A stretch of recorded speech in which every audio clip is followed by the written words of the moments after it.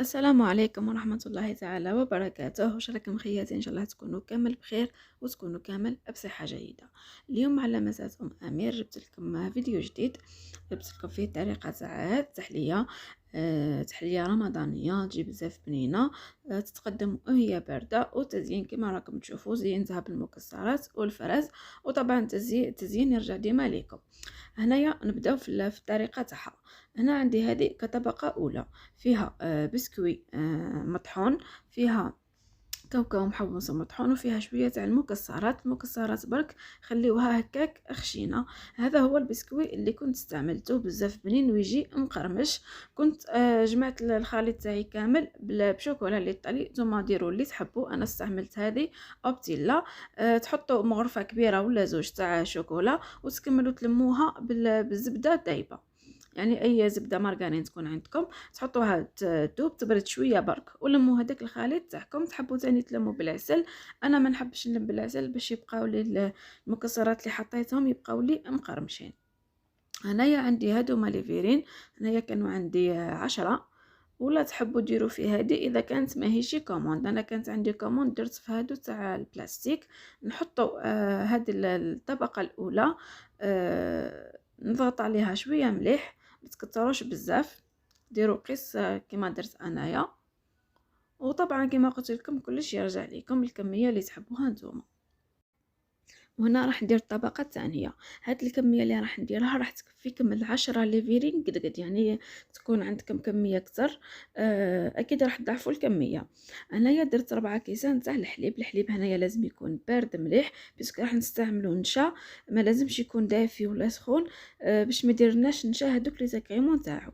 دونك حطيت 4 كيسان حليب، راح نحط معاهم 8 مغارف كبار مليح تاع السكر، يعني يكونوا معمرين مليح. واللي يكون يحب الحلاوه ولا ما يحبهاش راح تنقصوا ولا تزيدوا على 8 مغارف اللي حطيت انايا. يعني كما راح نزيد نحط فيها الشوكولا اللي طاليه راح تجيكم حلوه. دونك الكميه اللي درتها تجي قد في الحلاوه. هنايا راح نزيد نحط 2 مغارف تاع النشا معمرين مليح، يعني لكل 2 كيسان تاع الحليب راح ديروا مغرف. هنايا حطيت النشا وراح نجي نخلطو مليح، لازم تبقاو تخلطوا حتى هذاك النشا يذوب معكم كامل. راح نضيف هنايا 2 مغارف كبار تاع الكاكاو. الكاكاو من الاحسن يكون من النوعيه الجيده هكا باش تجيكم بنينه. نخلط مليح هاد المقادير مع بعضها، نحطها فوق النار على نار قليله ونبقى نحرك، يعني ما نحبس لهاش تحرك حتى نشوف بدات تغلي ونشوفوها اختارت معنا يعني تعقد، ثم راح نحيها. هنايا بعد ما التحليه تاعي وجدت راح نضيف لها مغرفه صغيره تاع الزبده، وراح نخلطها معاها مليح وهي هكا سخونه، يعني ديروا قسم غرفه صغيره باك تاع القهوه، مكتروش بزاف. وهنايا راح نزيدو مغرفه كبيره معمره مليح تاع شوكولا ليطالي. درت انايا اوبتيلا، راح تعطيها بالنار يعني اوبتيلا كيما على بالنا بزاف بنينه. ولا تحبوا ديروا في بلاصتها طابله تاع شيكولا مونا، طابله ولا زوج. انا مارفه كي ندير 6 تحليه درت طابله، يعني هنايا 10 راح ديروا 1.5، يعني لكم الاختيار. انا كنت درت هذه وراح نخلطها تاني مليح ونبدا نعمر فيها في ليفيغين تاعي. انا راح نجيب هاد المغرف ونعمر بها. نتوما تحبوا تكبوا بالطابطول كيما حبيتو، يعني تكونوا للدار كبوا طول، ماشي كيما لي كوموند. ما نحبش ليفيرين تاعي يتوسخوا، يعني نحبهم يبقاو انظاف. انايا بعد ما حطيتها كامل خليتها بردت شويه، يعني ماشي بردت في الفريجيدار، رحت لها هذيك السخانه. راح نجيب الكاكاو اللي كنت خدمت به وراح نديرو فوقها. انايا فقط تحبوا تنقصوا 2 مغارف من هذه التحليه وديروا معاها شونتي كما حبيتوا، راح تجيكم تشبه التيراميسو. دونك انايا هنايا اكتفيت بهذا التزيين. وهنايا تاني عندي الفرز، راح نجي نقسم الحبه على 2 ونحطها. تحبوا تحطوا الحبه كامل كما حبيتوا، انا كم الليفين تاعي شويه صغار راح نحط نص حبه. انا هنا كنت زينتها بهذا التزيين فقط، ومن بعد زدت عاودت بعدت هذيك النص وزدت زينتها بالمكسرات ودوك تشوفوا معايا. بالنسبه للفراز اذا كان عندكم الحبات صغار حطوا حبه كامله. انا هنا كنت راح نزينها يعني غير بالفرز. من بعد يعني لقيت عندي المكسرات وزدت كي حطيتها في لي بواط.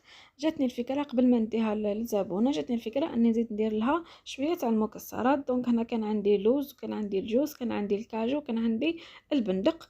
ما كفانيش ما كفاتنيش البلاصه باش نحطهم كامل. دونك تخليت على اللوز، حطيت غير الكاجو والبندق والجوز. بالنسبه للجوز كنت قسمت الحبه على زوج، وكنت ديجا التحليه هذه مدايرتها معكم من قبل. كنت زينتها بحبه جوز، حبه لوز. حلوه جايه على شكل قلب فيها شوكولا. يعني هذه الحاجات تتفنوا فيها نتوما كما حبيتوا، ترجع مساله اذواق ومساله واش متوفر عندك. تقدروا تاني هنايا تزينوها بنص حبه تاع فيريرو، مي راح تجيك مشويه غاليه، بيسكي على بالنا الحبه تاع الفيريرو راهي ب10000 ولا حتى ب12000. دونك النص تاعها راح يجيك وحده ب6000 ولا ب5000. وهذه هي التحليه تاعي. عفوا نشوفوا كيفاه جات، ما شاء الله تجي بزاف بزاف بنينه وتجي بزاف باهيه. بالنسبه لاصحاب المشاريع للسعر انا حسبتها 13500. يعني زبونه قديمه عندي وزبونه وفيه ديما تخدم عندي، دونك ديما نقصلها في لي بخي. يعني نتوما تحسبوها حتى ل 14000 حتى ل 15000 اذا كنتو درتو طبقه كما قلت لكم في الوسط. انا هنايا درت 2 طبقات برك. بالنسبه للفيرين كنت شريتهم 3000 الوحده. لي بواط تاني اكيد راح ديروا حسابهم. لي بواط يعني يتباعوا 3500 للواحد. يعني هكا للمهتمات بالمشاريع اللي يحبوا يعرفوا لي بري تاع السلعه. وكما راكم على بالكم راهم كل يوم يزيدوا. هنا يا حبيباتي وصلنا لنهايه الفيديو. اي استفسار ولا اي حاجه خليوا لي في التعليقات، اكيد راح نجاوبكم. مبقى لي غير نقول لكم تهلاو لي في رواحكم، دمتم في امان الله وحفظه، والسلام خياتي، سلام.